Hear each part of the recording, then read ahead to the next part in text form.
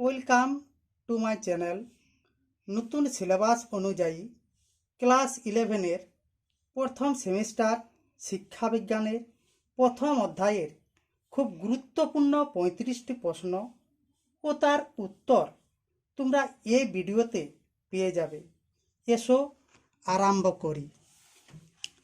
1 নম্বর প্রশ্ন, সংস্কৃত বিদ শব্দের অর্থ কী? জ্ঞান অর্জন করা। এডুকেশন শব্দটি কোন শব্দ থেকে এসেছে?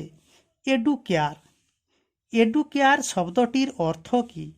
লালন পালন করা, পরিচর্যা করা, দুটোই হয়। স্বামী বিবেকানন্দ প্রদত্ত শিক্ষার সংজ্ঞা দাও। শিক্ষা হল শিক্ষার্থীর অন্তর্নিহিত সম্ভাবনার পরিপূর্ণ বিকাশ। কাকে আধুনিক শিক্ষার জনক বলা হয়? রুসোকে। শিক্ষা হল অভিজ্ঞতার পুনঃসংগঠন, কে বলেছেন?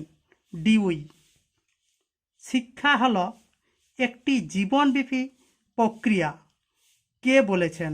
রেমন্ড। চরিত্রকে বলিষ্ঠ ও কর্মঠ করাই শিক্ষার প্রধান লক্ষ্য, রবীন্দ্রনাথ ঠাকুর।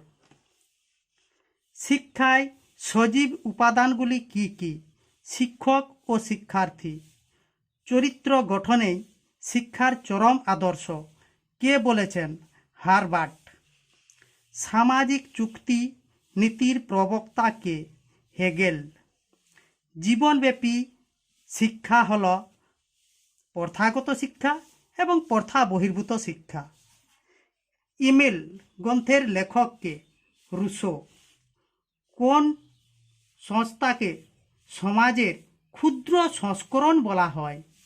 বিদ্যালয়কে। রিপাবলিক গ্রন্থের লেখক কে?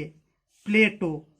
জ্ঞান হল সকল প্রকার সম্পদের জননী, এই উক্তিটি কার? রুসো। এনসিইআরটি এর পুরো নাম কি?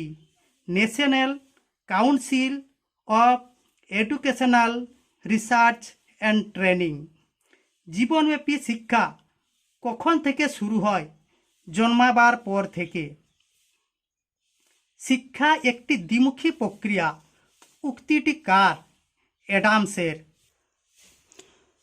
রুসোর ভাবশিষ্য কে ছিলেন? পেস্তালৎসি। প্রাচীন ভারতের শিক্ষা ছিল ধর্মকেন্দ্রিক। শিক্ষার সামগ্রিক উন্নয়ন যে দিকগুলি সূচিত করে তা হল মানসিক, সামাজিক এবং শারীরিক দিক। একটি সামাজিক প্রতিষ্ঠান হিসেবে শিক্ষা যে বিষয়গুলির জন্য দায়ী তা হল সাংস্কৃতিক নিয়ম, মূল্যবোধ এবং জ্ঞান প্রেরণ করা।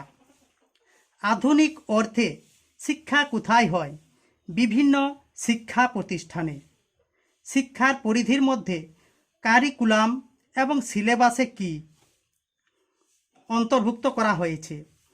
মূল বিষয় ও ইলেকটিভ কোর্স। প্রথা বহির্ভূত শিক্ষা কোথায় হতে পারে? দৈনন্দিন জীবনে, যেমন পরিবার, সমবয়সীদের এবং সম্প্রদায় থেকে শেখা। ব্যাপক অর্থে শিক্ষা হল জীবনব্যাপী প্রক্রিয়া। সংকীর্ণ অর্থে শিক্ষা হল এমন একটি প্রক্রিয়া যেখানে শিক্ষক সক্রিয় এবং শিক্ষার্থী নিষ্ক্রিয়। ডিজিটাল শিক্ষা ব্যবহারে জোর দেয় ডিজিটাল টুলস, অনলাইন রিসার্চ এবং মাল্টিমিডিয়ার উপর। সাবিদ্যা যা বিমুক্ত, এই কথাটির অর্থ কী? যা মানুষকে মুক্তি লাভে সহায়তা করে তাই বিদ্যা। প্রতিটি মহৎ শিল্পকলার একটি কল্যাণমুখী লক্ষ্য থাকে, এই উক্তিটির বক্তাকে? অ্যারিস্টটল। প্লেটো ছিলেন একজন গ্রিক দার্শনিক। শিক্ষার লক্ষ্য হওয়া উচিত ব্যক্তি ও সমাজের উন্নয়ন। বংশধারার ক্ষুদ্রতম উপাদান হল জিন। বংশধারা বলতে বোঝায় পিতৃকুল এবং মাতৃকুল থেকে আগত বৈশিষ্ট্যগুলি। আশা করি প্রশ্নগুলির মধ্য থেকে পরীক্ষাতে আসবে। ভিডিওটি ভালো লেগে থাকলে একটি লাইক করবে ও বন্ধুবান্ধবদের শেয়ার করবে। ক্লাস 11-এর প্রতিটি বিষয়ের প্রতিটি অধ্যায়ের সাজেশন ভিত্তিক প্রশ্ন পেতে হলে এই চ্যানেলটি সাবস্ক্রাইব করে রাখবে।